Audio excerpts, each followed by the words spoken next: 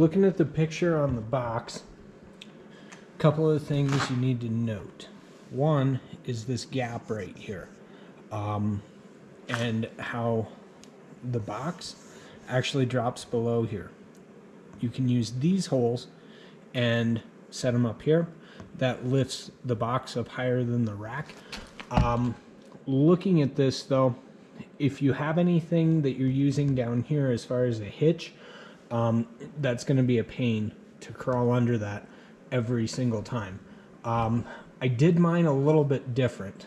If you notice here, look at the way the rack lines up, and now you have these round tubes and it looks like a finished top.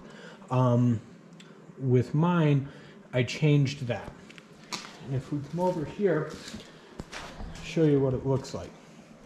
So with mine, I've got a brute force 750, and I slid this up, and it's actually covering the seat just a little bit, but the seats on these are huge.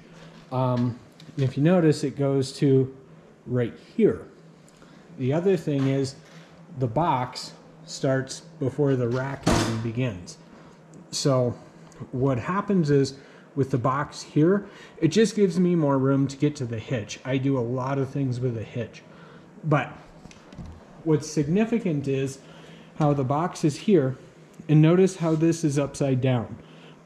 Compared to the picture, it should be the other way. The strap should be on the bottom, and it should be nice and flat up here. I'm going to show you here in just a second why I did that. This is why. These, if you look here, the reason why I did it upside down, I guess technically I could have done it right side up, but when you stick these U-bolts through, you'd have the bolt sitting on one of these. It's inevitable it would be sitting like right there. So what I did was flip this upside down, and that gives you an added, I don't know, ½ inch of space there.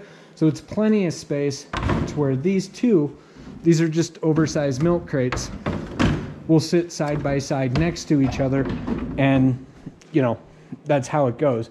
There's a million different ways you can tie these down. You can use steel wire, tie wire. You could even use a ratcheting toe strap for that matter. I don't think that it was designed this way on purpose. I think this is something I just kind of stumbled upon. I'm not trying to take all the credit for it, but you know, just is what it is. But this adds a tremendous amount of storage. My chainsaw won't fit in this.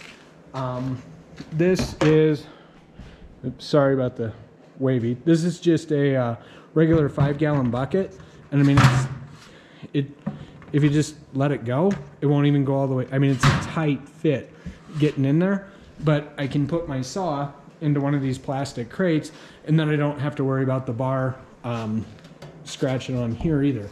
So just as a thought, so if you're getting one of these, you can take it and you can put that upside down.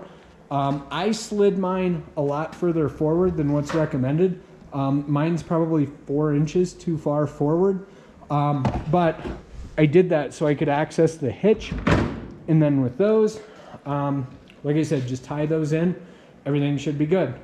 Thanks for watching.